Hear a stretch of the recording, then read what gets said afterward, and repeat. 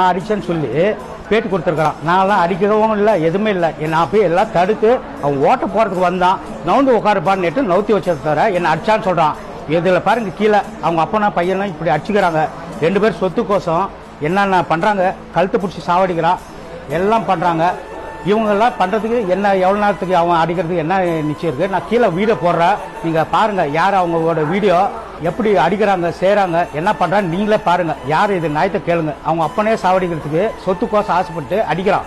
என்னையும் 30-40 பேர் அவனை கூட்டின்னு வந்து என்ன அடிக்கிறதுக்கு ஏற்பாடு பண்ணி இருக்கிறான். யார் அடிக்கிறாங்க, யார் பண்ணுறாங்க, யார் அவங்க அப்பனை இது பண்ணுறாங்க பாருங்க.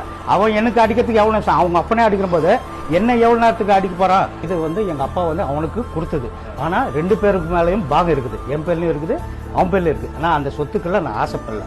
எனக்கு இந்த சின்ன சந்து மேலே ஏறதுக்கு ஏசிக்காரங்க வந்தால் ரிப்பேர் பண்ணுறதுக்கு தான் நான் கேட்கறத தவிர, நான் இங்கே குடித்தரோம், நான் கடைக்கு உட்காந்து இங்கே சம்பாதிக்கணும் இல்லை. இவ்வளோ சின்ன சந்து தான் இருக்குது.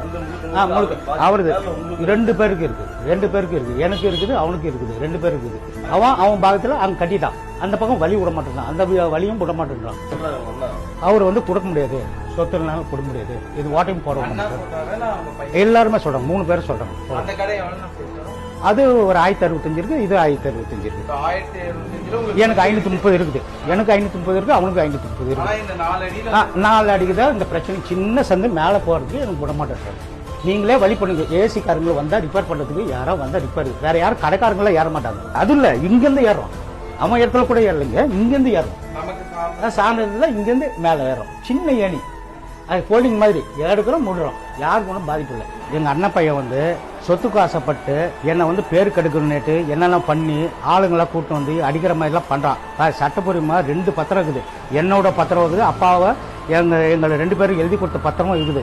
இதை பாருங்க, என்ன நியாயத்தை இருக்குன்னு சொல்லி. யாரும் சேர்த்து எல்லாம் நாங்கள் பண்ணல, யாரும் இது கலாட்டம் பண்ணல, எதுவுமே செய்யல. அவங்க சொத்துக்கு ஆசைப்பட்டு அவங்க அப்பனையும் அடிக்கிறான், எங்களையும் அடிக்கிறதுக்கு எவ்வளோ நிமிஷம் ஆகுது பாருங்க. அந்த வீடியோ கீழே எல்லாம் போட்டுருக்குது. பையன் பேர் சந்தோஷ், அவங்க அப்பா பேர் கண்ணன். என்ன மேலே பொய்யான கேஸ் எல்லாம் கொடுக்குறாங்க, செய்யறாங்க. என்ன டேமேஜ் பேர் கெடுக்கிறாங்க பாருங்க. இதுல இருந்து இது வரைக்கும் கடை எல்லாரும் அவன் தான் மேல சேர்த்து கட்டியிருக்கிறான்.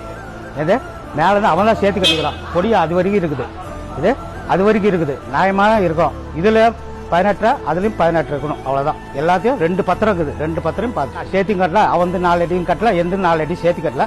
அது என்ன பத்திரப்படியே நீங்களே பாத்துக்கோங்க. யாருங்க ஆமா, அது 2 பங்கு இருக்கு. கண்ணன் குமார் 2 பேர் மேலே எழுதி கொடுத்துருக்காங்க. இத்தனை நாள் நான் அது கேட்கல, இப்ப எனக்கு வேணும்.